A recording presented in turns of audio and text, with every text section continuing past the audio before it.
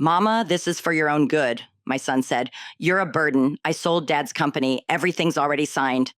I poured my tea, stirred twice, and smiled. Poor little boy had no idea what Mama was capable of.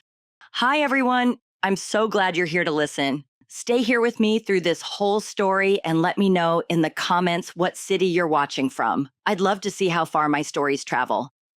You see, Blake didn't just sell Dad's company. He sold the company, the one Henry and I bled for, built from the dirt up brick by stubborn brick. He handed over the name, the reputation, the building with our initials still carved above the doors. And he thought that meant he owned it all. But what Blake didn't know, what Madison never even thought to ask, is that what they sold was nothing but the wrapping paper, the gifts, the guts, the gold, already mine, locked down, fireproof, untouchable. They strutted off to Rome like royalty stepping into their kingdom. What they walked into was a ruin they didn't even realize they'd caused. No villa, no legacy, no fortune, just a bank account stripped clean and a ticking clock they couldn't hear yet. So if you're wondering how a first-class honeymoon turned into a financial hostage crisis, how a smug little power couple went from sipping Prosecco in Piazza Navona to begging their way out of hotel debt, come closer. Because this isn't just a revenge story. This is a reckoning. And it started with tulips and a Tuesday and the sound of tires on gravel. The scent of the tulips, soft, faintly citrusy, lingered in the crystal vase as I arranged them by the window. I'd driven 2 towns over to get them. Tulips were never easy to find this time of year, but I needed the color. The silence in the house had grown thick lately, and flowers always helped. That morning, I felt oddly at peace until I heard the wheels, Blake's Audi, engine growling with impatience as it slid into the driveway. I didn't need to look up. That sound had begun to trigger something in me lately. Not dread, not exactly, but not comfort either. Visits from my son had become less about family and more about finance. He only ever came when he wanted something. 3 months since his last visit. Long enough to worry, not long enough to miss him. The passenger door slammed. He wasn't alone. Madison, of course. I watched from the window as she stepped out in a white sheath dress that probably cost more than my mortgage. She adjusted her sunglasses with perfectly manicured fingers and whispered something to Blake. He didn't laugh. The doorbell rang twice. Fast, sharp. I smoothed my skirt, wiped tulip sap from my fingers, and opened the door. "Mom," Blake said. No hug, no smile, just business. Madison breezed past me. "Angela," she said sweetly, placing a kiss on the air beside my cheek. Her perfume, cloying and saccharine, filled the hallway. "We need to talk." "Of course," I said, stepping aside. The living room hadn't changed in decades. Terracotta walls, heavy oak shelves, the same love seat Henry and I had picked out when the company signed its first real contract. Blake took the same spot Henry always had, but he sat differently. Crossed legs, impatient hands. Madison sat beside him, not touching, but close enough to show alliance. "What's going on?" He didn't answer. Instead, Madison reached into her bag and pulled out a folder. "You need to sign these," she said. "It's a confirmation of what's already happened." "Which is?" Blake exhaled through his nose. "I sold the company, Mom." I blinked, not out of surprise. I knew this day would come, but at the casual cruelty of it. "You... what?" "The business, gone. It closed yesterday. We got a good price." Madison nodded. "Really good. But I'm still the majority shareholder," I said calmly. "You can't just..." "I sold Dad's share. Mine. I made it happen. The buyer doesn't care about your portion. They want the brand, the client list, the prestige. And the money?" "Transferring Friday," Madison said. "Blake will have it in hand by the time we land in Rome." That was the moment, the flick of a switch inside me. Rome, their honeymoon, their new start, the apartment they'd told no one about, the client dinners they'd already scheduled. I saw the whole plan like a blueprint in Madison's eyes. "Good luck paying rent," Blake added, smug now. I stood. "All right, good luck," his smile faltered. "That's it? You want me to fight? Why? You've made your decision. Now go live it." I signed where Madison pointed. My hand didn't shake. They left 5 minutes later, triumphant. But when they landed in Rome and checked their bank accounts, well, my phone rang 53 times. I watched them from the window as they pulled out of the driveway, Blake's hand resting lazily on the wheel like nothing had changed. Madison glanced at her phone, already smiling at whatever hotel confirmation she was reading. When the taillights vanished, I sat back down with my tea, now lukewarm, and took a slow sip. My hands didn't shake. They never had, not really, not even during Henry's funeral, and certainly not now. I waited another 5 minutes before picking up the phone and dialing a number I hadn't used in nearly a year. One ring, two. "Marcus King," said the voice on the other end. Crisp, alert, no nonsense, just like the man himself. "It's Angela," I said. "It's happening." Marcus didn't ask what I meant. He never did. He went through with it. Everything you said he would, word for word. Even the "you're a burden" line. And Madison? She was holding the pen before he finished the sentence. Marcus let out a low sigh. "Are you okay?" "Better than okay," I said. "I think I'm ready to get back to work." There was a pause, and I could picture him nodding slowly, glasses low on his nose, reaching for the leather folder he always kept within arm's reach. "I'll be there in an hour." True to his word, Marcus arrived exactly 63 minutes later. He wore the same navy blazer I remembered from our last board meeting, though it hung a little looser on him now. Age spares no one, but dignity? Marcus wore that like armor. "Did they give you anything to sign?" he asked, setting his briefcase on the kitchen counter. "Yes," I said, "a form acknowledging the sale. They framed it like a formality. Technically, I suppose it was. You signed it?" "Of course," with a smile. Marcus cracked the faintest grin. "You always were the better strategist." We moved to the dining room. The sun was beginning to dip behind the garden wall, throwing golden light across the hardwood floor. It made everything feel warmer than it was. Marcus laid out the documents we'd drafted over the past 3 years. Everything from trust structures to corporate asset filings to international licensing contracts. "Have you updated the Meridian portfolio valuation?" I asked. "2 days ago," he replied. "Current estimated worth. Just shy of $9.4 million, give or take market fluctuations." I nodded. "And none of that was touched in the sale?" "Not a cent. Blake sold the brand, the public shell. But the machinery, the engine, that still purrs under your name." I leaned back in my chair and let that truth settle over me like a blanket. For 3 years, I'd let Blake believe I was stepping back, that I was confused, overwhelmed, weary. I let him make suggestions. "Maybe it's time you simplified, Mom. Maybe it's time to just enjoy life." And all the while, I was re-engineering the company from the inside out, quietly, completely. "You really think he has no idea?" Marcus asked. I picked up the teacup again. Not even a clue. Blake had never been one to dig deeper than the surface. If a contract said 60%, he assumed it meant 60% of everything. He didn't understand that what made the company valuable wasn't in the building or the staff directory. It was in the intellectual property, the supplier contracts, the patents, the European distribution deals, the software licenses, the parts I carved away piece by piece like a sculptor until the company left behind was barely more than a logo and a mailing address. "Does he know about the Rome Fund?" Marcus asked. "No," I said. "He thinks it's his honeymoon fund. But the account he wired the money into was already reassigned to Meridian Holdings 2 weeks ago." "And the card?" "Declined the moment the flight touched down." Marcus gave a satisfied nod. "You really were built for this." "He thought I was just the wife with the coffee and the calendars," I said. "But I was always the architect. Henry was the face, I was the foundation." Silence hung for a few seconds. Then Marcus asked, "So what do you want to do next?" I looked at the folder spread between us, then out at the garden.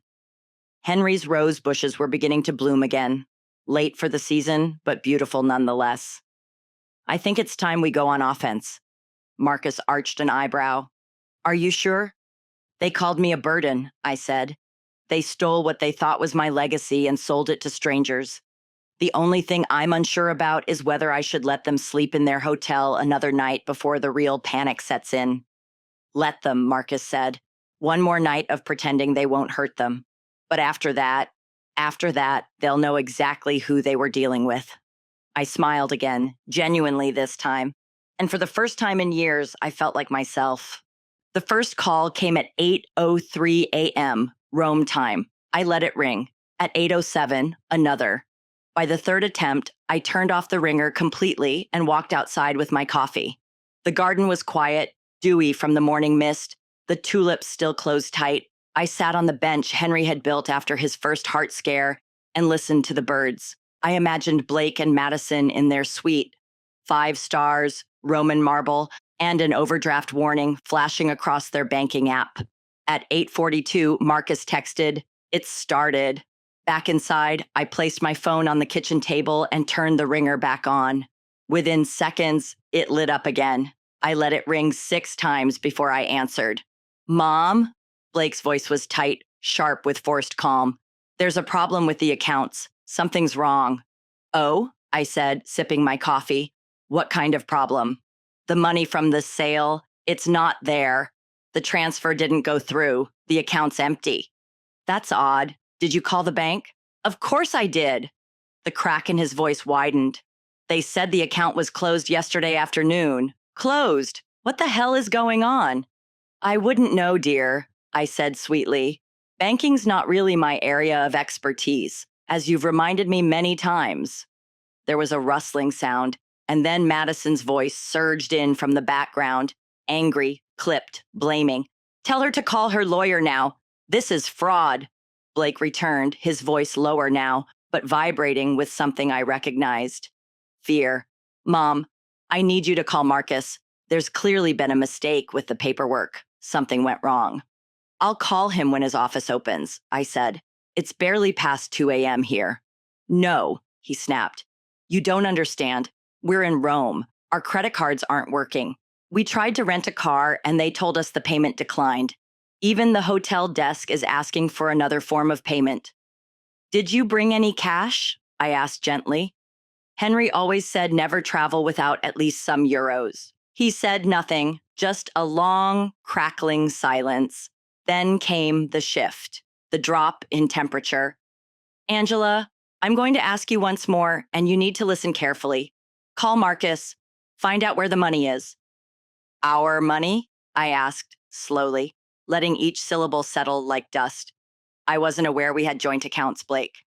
"The money from the sale, the 2.8 million. It was supposed to be transferred to my account yesterday." "Oh, that money," I said, setting down my cup. "Yes, I know exactly where that is." He exhaled hard. "So you admit it. Great. Call Marcus. Tell him, it's in my account." Silence. "What did you say?" "It's in my account," I repeated. "Where it's always been, where it will stay." His voice dropped to a whisper. "You can't do this."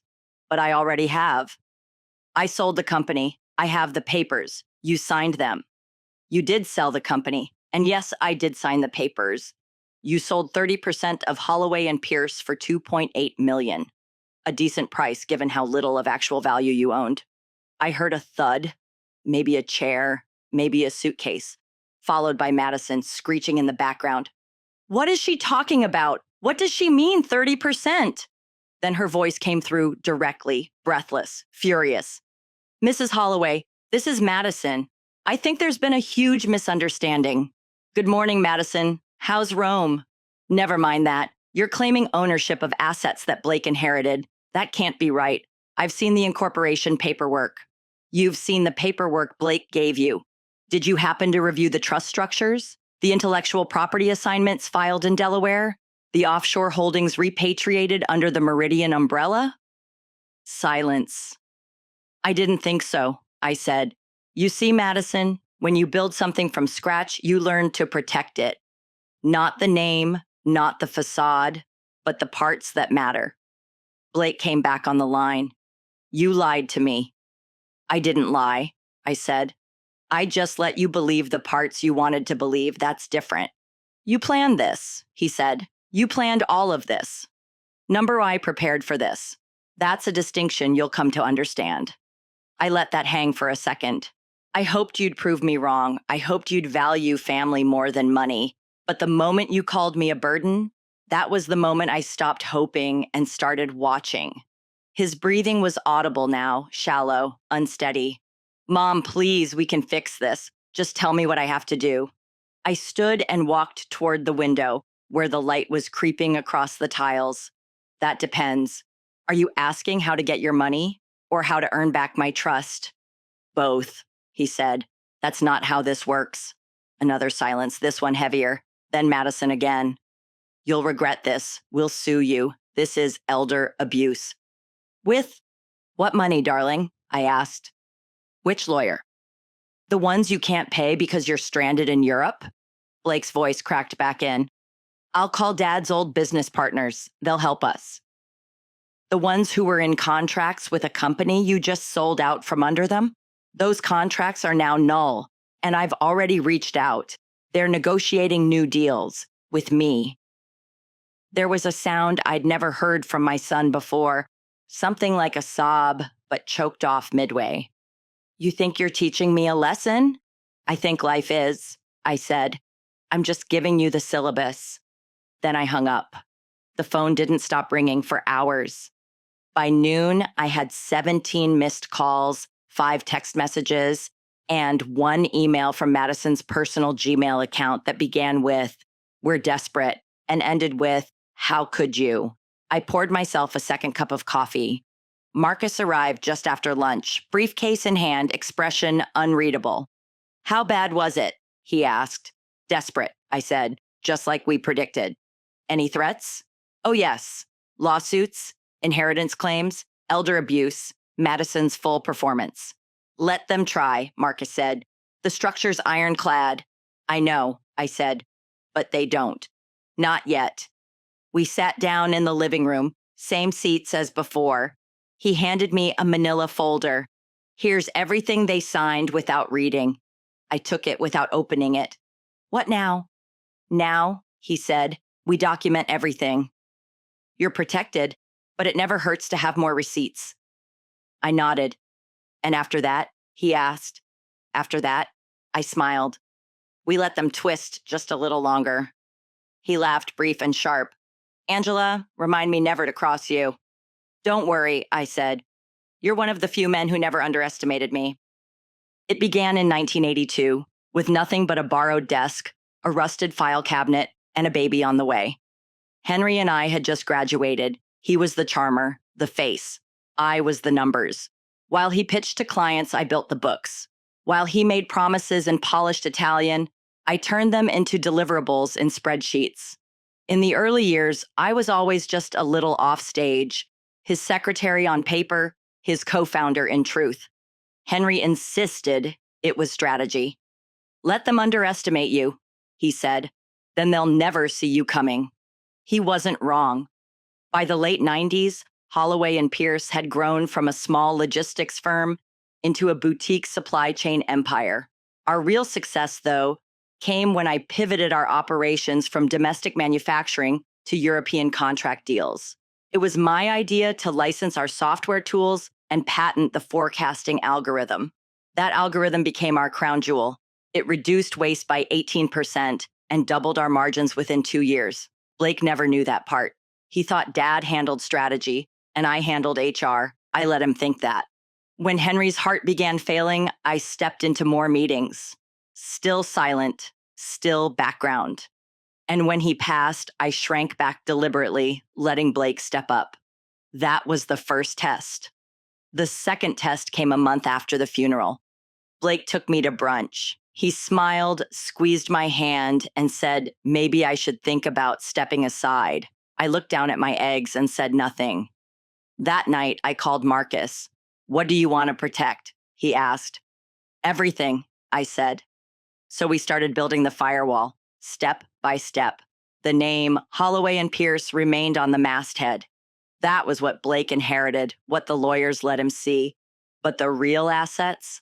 I stripped them out like precious veins from an old mine and placed them under new ownership, Meridian Holdings. Marcus helped me create a complex architecture, 3 interlocking trusts, 4 subsidiary LLCs, and 1 family office incorporated in Switzerland. Each entity owned specific pieces of the empire: contracts, patents, warehouse leases, digital infrastructure. The paper trail was a spider's web, but all of it, every critical thread, traced back to me. You sure you want to do this? Marcus asked more than once. If he ever finds out, he won't, I said. He doesn't know what to look for. And he didn't. Blake was too enamored with the surface: logo redesigns, influencer clients, champagne deals that made the business look glossy. Meanwhile, I sold off our domestic division quietly and reinvested the profits into the European expansion. The deals we struck in Germany, France, and the UK now accounted for 70% of total revenue, but were listed under companies Blake didn't even know existed. He noticed when money was tight, of course. Margins are down, he said one quarter. We need to cut staff. I told him to wait. You're being emotional, Mom, he snapped. The company can't run on sentimentality. He laid off 17 people. I rehired 6 of them 2 months later, under new contracts with better pay via a Meridian subsidiary. That's when I started recording everything. I kept a small device in my purse: meetings, dinners, even casual phone calls. If Blake ever tried to claim I was slipping, I wanted a record of how sharp I still was. One particularly damning recording captured a conversation between Blake and Madison at their engagement party. He'd had too much wine and was bragging. She doesn't even know what she owns, he laughed.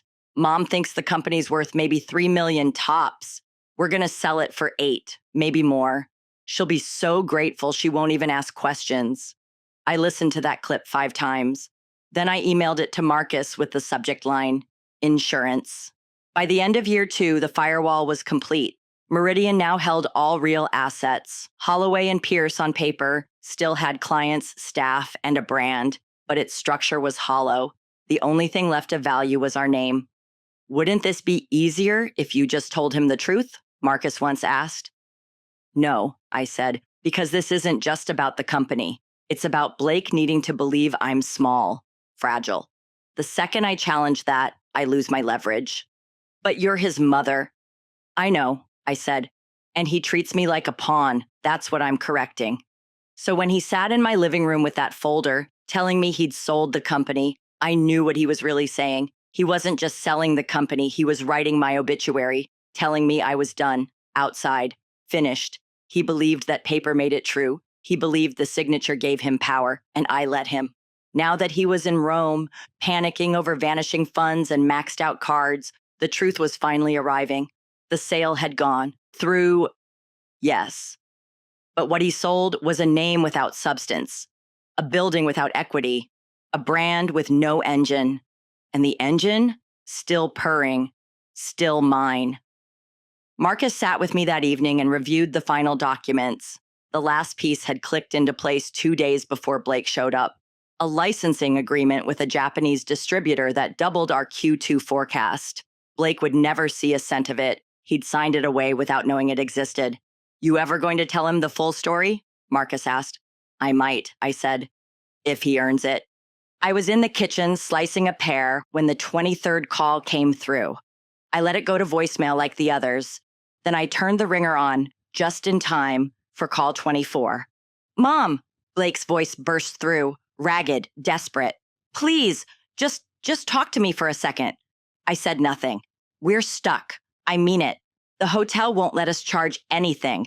Madison's freaking out. She tried to buy a phone charger at the front desk, and they told her the card was declined again. She screamed at the clerk, Mom. In the middle of the lobby. He paused, like he was hoping I'd laugh. I didn't. We need money, he said. That much is clear. I called Uncle Rob. He's wiring something over, but it won't hit for another day or 2. Can you call Marcus? Maybe he can reverse the transfer or explain what's happening. Tell the bank there's been a mix-up. There hasn't been a mix-up, I said calmly. Blake went quiet for a moment. Then, are you enjoying this? No, I said, but I'm not stopping it either. Another silence. Then Madison's voice, high and sharp. Put her on speaker. Blake didn't argue. Angela, this is insane, she snapped. You're sabotaging your own family. You can't seriously believe you're in the right here.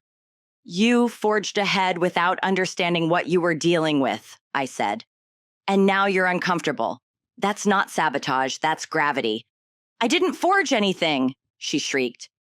Blake said the company was ready to sell. We had the valuations. No, I interrupted. You had a valuation on a brand, Madison. You had no idea what the company actually contained. And neither did he. I could hear her pacing now. You're punishing us. For what? For moving forward? For wanting a better life? For calling me a burden, I said quietly. For stripping away 40 years of my life's work without asking a single question. For assuming I was too old, too tired, or too confused to fight back. Blake returned to the line. You made your point. We get it. You won. Just help us out of this and we'll go home. We won't bother you again. I tilted the knife in my hand, catching the afternoon light. Go home? I echoed. And what home is that? The new place you bought with money you didn't actually have? Or the one you assumed I'd vacate because you thought I couldn't afford to live alone? You're twisting everything. No, Blake, you are. You twisted the facts to suit a fantasy, and now that fantasy's unraveling. He took a shaky breath. I'm still your son. Yes, I said, and that used to mean something. I hung up. Then I sat at the kitchen table and finished my pear. Later that evening, Marcus stopped by again, this time without a briefcase. He brought a bottle of Barolo and 2 glasses. How are they doing? He asked as we settled in by the fire. They've called 37 times, texted, emailed. Madison threatened legal action twice. Did she use the phrase elder abuse yet? Of course. Marcus chuckled, then took a sip. You think he understands yet? No, I said. But he's starting to feel the weight. That's the first step. And the second? When he stops trying to spin it and starts listening. Do you think that will happen? I looked out the window. The garden was nearly dark now, shadows falling over the roses. Maybe, maybe not, but either way, he'll never see me the same again. And that matters to you? I thought about that for a moment. It shouldn't, but it does. Marcus nodded. You're allowed to want your son to respect you. I don't need him to like me, I said. I just want him to see me clearly for the first time. The 38th call came the next afternoon while I was in the garden. I had just started pruning the roses, Henry's roses, planted for our 25th anniversary, when my phone buzzed on the bench beside me. I wiped the dirt from my gloves and answered, more out of curiosity than concern. Good afternoon, Blake. His voice was quieter now. Mom, we need to talk. Really talk. I'm listening. Not like this. Not over the phone. We're coming home. I paused in my pruning. With what money? I believe you mentioned your cards aren't working. I called Uncle Rob. He wired us just enough for flights. We'll be back tomorrow evening. Will you be home? This is my home, Blake. Where else would I be? He hesitated. I need to tell you that I'm going to fight this legally. I mean, I can't just let you destroy everything Dad built out of spite. Spite? I repeated slowly, letting the words sink like a stone. Tell me something. What do you think your father's legacy really is? The company, the success, the name, no, I said. It was the people, the lives we helped build, the loyalty we earned, the values we refused to compromise. That's what made Holloway and Pierce what it was. He didn't respond, so I kept going. Do you know what your buyer, Stewart Holdings, plans to do? Silence. They're shutting down the Austin office within 6 months, moving everything to Mexico. 43 employees out of work by Christmas. Did you even ask about that when you signed the deal? He faltered. That's not what they told me. Because you didn't ask. You saw a number on a check and decided it was your golden ticket. I thought the employees would, find other jobs. Margaret Henley has worked for us for 19 years. She's 58. No college degree. How do you think the job market will treat her? Tom Rodriguez just put his daughter through her first semester of college. You think he'll keep up those payments once he's unemployed? Mom, business is business. It's not charity. No, I agreed. It's not charity. But it's not pillaging either, Or at least it wasn't when I was in charge. I could hear muffled arguing in the background. A man's voice, then a woman's. Madison, undoubtedly. Sharp, urgent, full of panic. I'm trying to fix it, he said. That's why I'm coming home. Then come. I'll be here. I hung up. That evening, I called Marcus. They're flying back. Tomorrow. Of course they are, he said. You ready? As I'll ever be. And if they try to fight it in court, I'm prepared.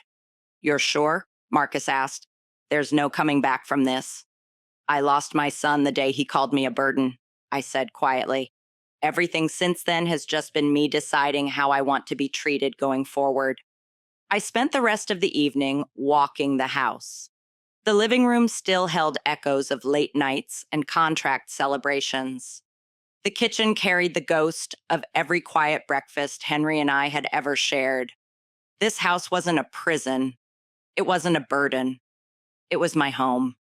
And I was done apologizing for being strong enough to keep it. I dusted the mantel, polished the cabinet doors, wiped down every surface. I wasn't preparing for guests. I was preparing for clarity. The next day, I woke early, cleaned the spare room, and made a fresh batch of lemon shortbread. By 6:30 p.m., I was watching the driveway through the kitchen window. At 6:43, their rental car pulled in. They looked different stepping out, disheveled, brittle, like two people who'd aged 5 years in 5 days. Madison's blazer was wrinkled and she clutched her purse like a lifeline. Blake's eyes were rimmed with exhaustion. The knock on the door came, hesitant this time. I opened it slowly. We need to talk, Blake said. Of course, I said. Come in. They followed me into the living room, the same room where Blake had told me I was a burden just days earlier. But today, no one strode in with confidence. Blake sat stiffly at the edge of the sofa, his shoulders hunched, hands clasped like a child waiting for punishment.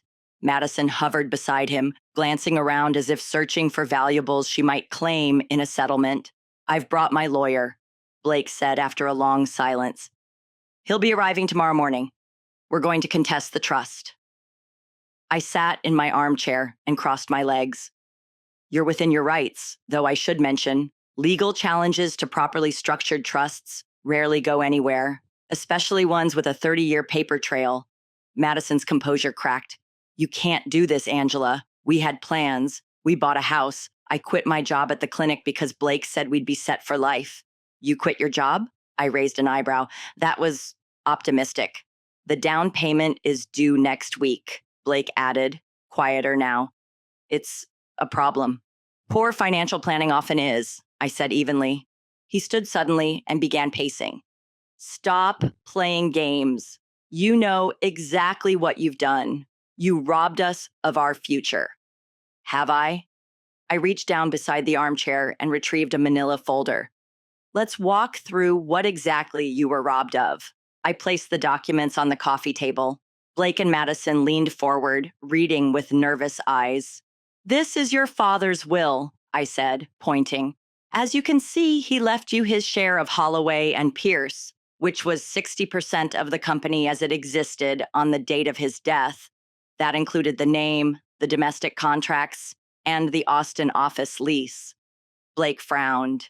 This says he amended it a year before he passed. Correct, I said.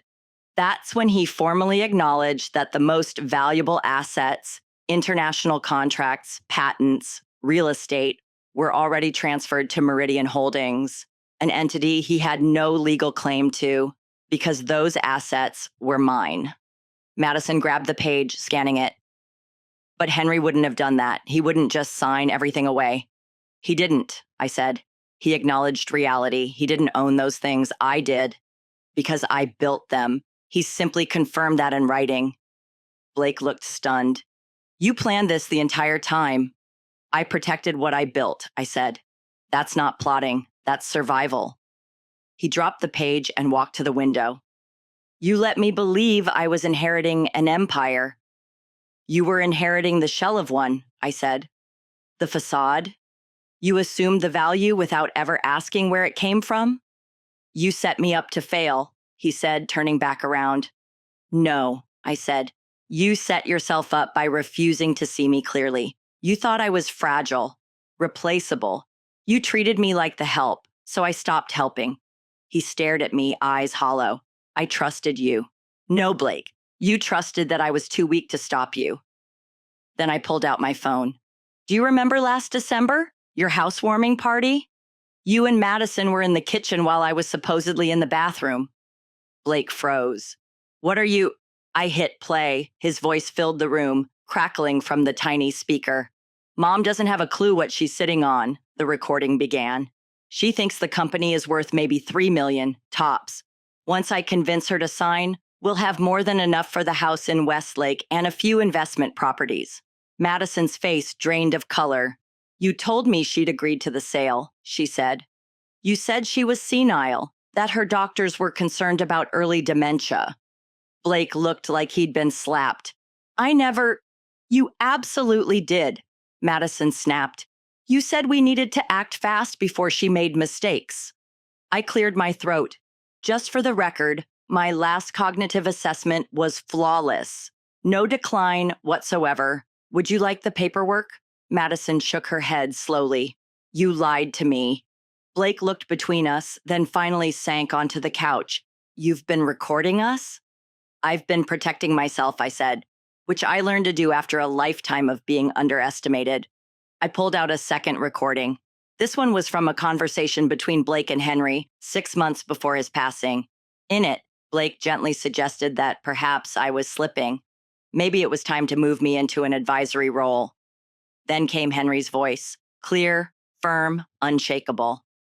Your mother has forgotten more about business than most CEOs will ever learn. She's the reason this company exists. And if you can't see that, you have no business running it. When the recording ended, the silence in the room felt like pressure in the chest. You told me he backed you, Madison whispered. You told me Henry agreed you needed control. I didn't think she had this, Blake mumbled. Clearly, I said. Madison stood.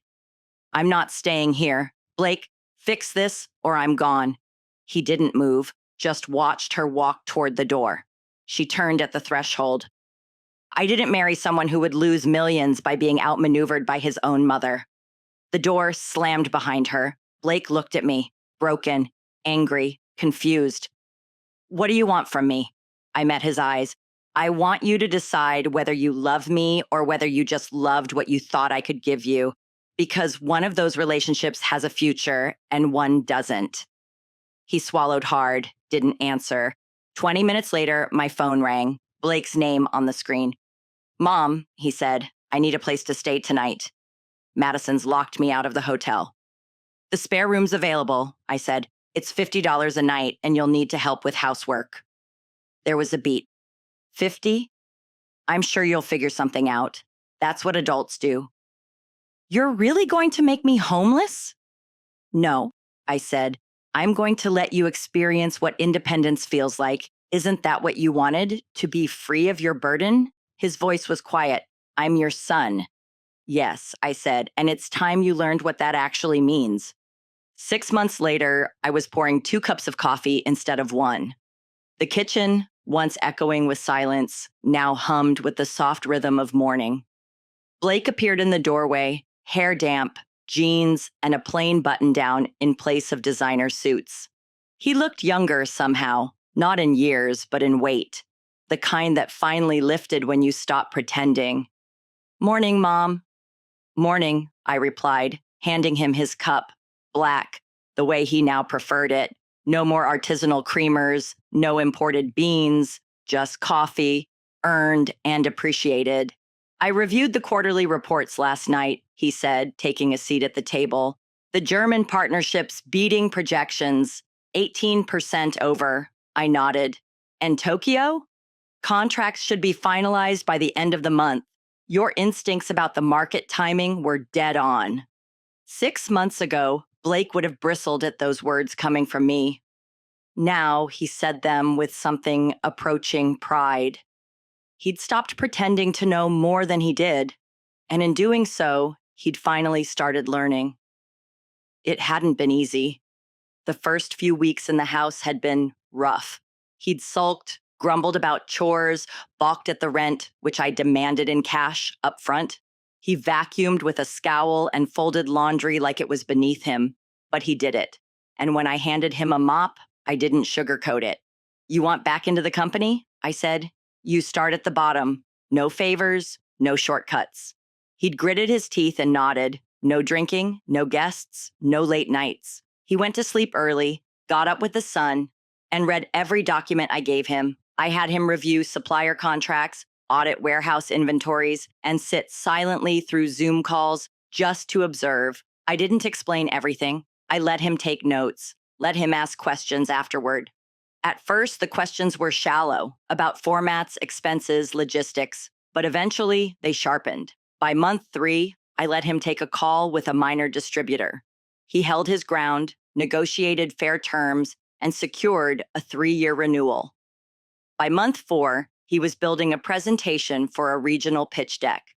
Now, at month 6, he was director of operations in all but title. Not because he was my son, but because he had earned it. He stirred his coffee, thoughtful. "I've been thinking about what you said, about Dad's legacy, about it not being the business, but the people." I looked up from my notes. "Yes?"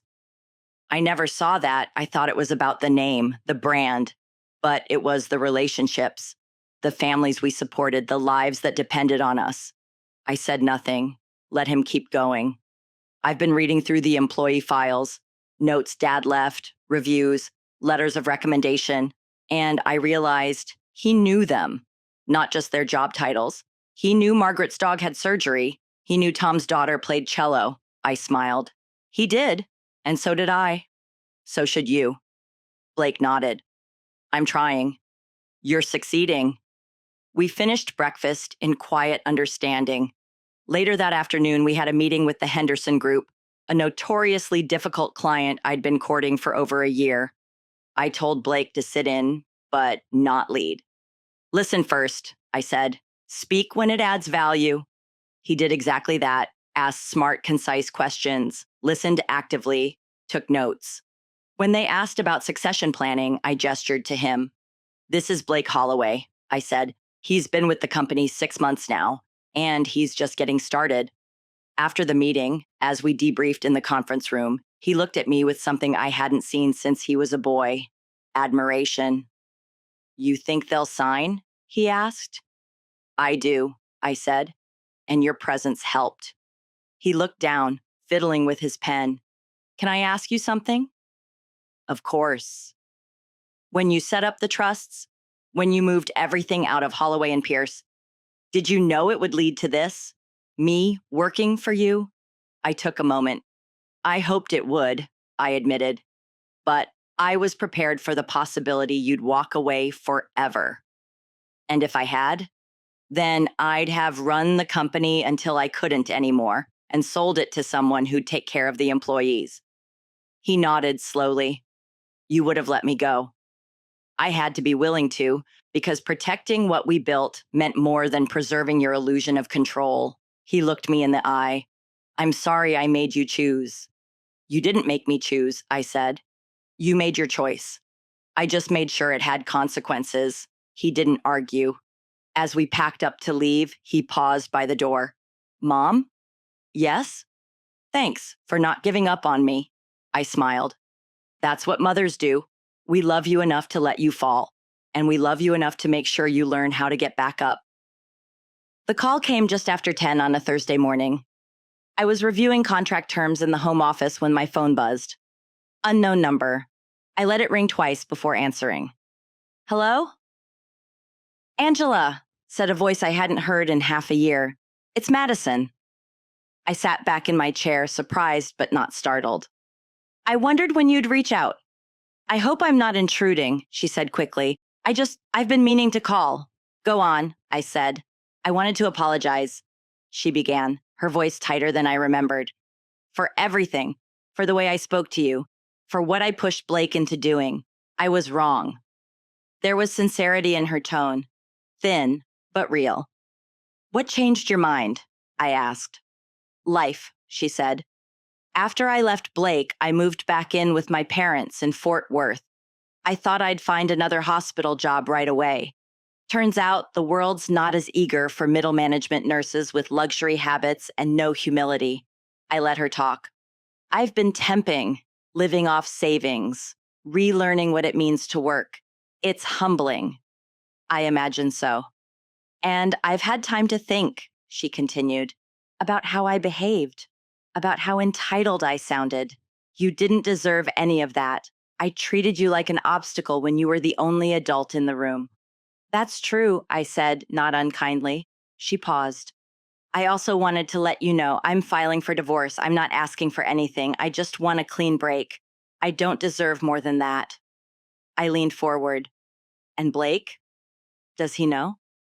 I haven't told him yet. I wanted to tell you first. I heard the front door open downstairs. Blake had just returned from the warehouse inspection we'd sent him to. He called up, "Coffee?" "In a minute," I called back. Then I turned back to the phone. "Would you like to speak with him?" "No," she said softly. "Not yet. Maybe not ever." When we hung up, I sat for a long while at my desk, listening to the sounds of the house. Blake moving through the kitchen, the faint clink of mugs, the hiss of the kettle. Normal, peaceful, real. I went downstairs and joined him at the table. "You okay?" he asked, sliding my mug toward me. Madison called. His hand froze halfway to the sugar jar. What did she want? To apologize. To say she's filing for divorce. She's not asking for anything. He nodded. Probably for the best. We drank our coffee in silence for a while, until he spoke again. "I'm not proud of who I was back then," he said.